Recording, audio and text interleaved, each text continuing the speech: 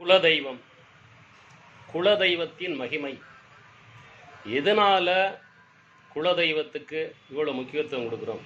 குலதெய்வம் கோயிலில் தான் நமது முன்னோர்கள் முவேல 27 தலைமுறையாக அங்கு போய் நின்று இருப்பார்கள். நமது தாத்தா, நமது பாட்டனார், முப்பாட்டனார், நாற்பாட்டனார், ஐப்பாட்டனார் என்று அனைவரும் அந்த குலதெய்வத்தின் கோயிலில் போய் வரிசையாக நின்றிருப்பார்கள். நம்மளும் அந்த குலதெய்வ கோயிலுக்கு போகிறப்போ நமது முன்னோர்கள் ஆத்மாவும் அங்கு சூட்சுமமாக வருகை தரும். அவர்களது பித்திருக்களது ஆசையும் நமக்கு கிடைக்கும். குலதெய்வமே குலத்தை காப்பதற்கு பொறுப்பேற்றுக் கொள்ள வேண்டும். இதுதான் இறை நியதி.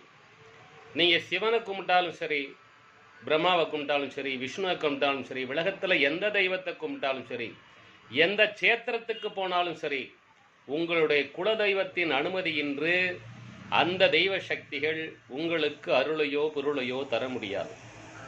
அவர்கள் உங்கள் பிரார்த்தனைக்கேற்ப உங்களுக்கு அருள் புரிய வேண்டுமாயின் உங்கள் குலதெய்வத்திடம் கேட்பார்கள். உனது மகன், உனது மகள் இங்கு வந்திருக்கிறார்,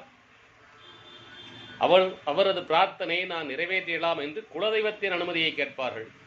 அந்த குலதெய்வம் அனுமதி கொடுத்தால்தான் நீங்கள் செய்யும் சேத்திரத்தில் உள்ள தெய்வீக சக்திகள், மகான்களுக்கு சமாதிக்கு சென்றால் மகான்களுடைய அருள், இவை அனைத்தும் உங்கள் குலதெய்வத்தின் அனுமதி பெற்றே உங்களுக்கு கிடைக்கும். எனவே நாம் அனைவரும் குலதெய்வத்தை வணங்கிவிட்டுத்தான் வீட்டில் இருந்து வெளியே செல்ல வேண்டும். வீட்டிற்கு வந்தவுடன் குலதெய்வத்துக்கு நன்றி சொல்ல வேண்டும். இந்த 2 வழக்கத்தை மேற்கொண்டால் உங்கள் வீட்டில் குலதெய்வத்தை நிச்சயமாக வாசம் செய்யும், ஐஸ்வர்யங்கள் பெருகும். ஜோதிட சாஸ்திரங்களை மீறி உங்கள் வீட்டில் பரம்பரையாக தெய்வீக அருள், பூர்வ புண்ணியஸ்தானம் வலுப்பெற்று குழந்தைகள் பிறக்கும். எனவே குலதெய்வ வழிபாட்டை அவசியம் மேற்கொள்ளுங்கள், அவசியம் மேற்கொள்ளுங்கள், அவசியம் மேற்கொள்ளுங்கள். உங்கள் குலதெய்வரை உங்களுக்கு எல்லா வளங்களும் உரள எல்லாமல்ல இறைவனை வேண்டி வணங்கி வாழ்த்துகிறேன். நன்றி, வாழ்த்துக்கள்.